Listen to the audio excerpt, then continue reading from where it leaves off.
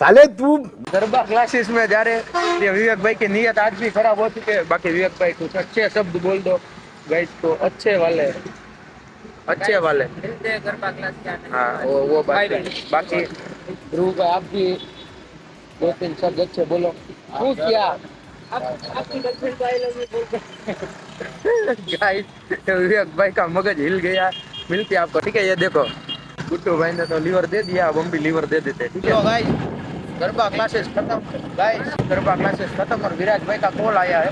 बाकी ये देखो मैं विवेक भाई और ये हमारे धीरू भाई हमारे धीरू भाई। अभी हम सब लोग जा रहे हैं, कहाँ पे जा रहे हैं गाइस? हम लोग घर पे जा रहे हैं। बाकी गाइस मैंने बताया था ना धीरू भाई अहमदाबाद गए थे काम से, वो काम निपटा के बहुत अच्छे से काम निपटाए और वापस आ चुके हैं। मैं आपको नहीं दिखा सकता। हाँ गाइस रोज स्टोरी डालते हैं और हमारी क्या बोलते हैं कुछ नहीं।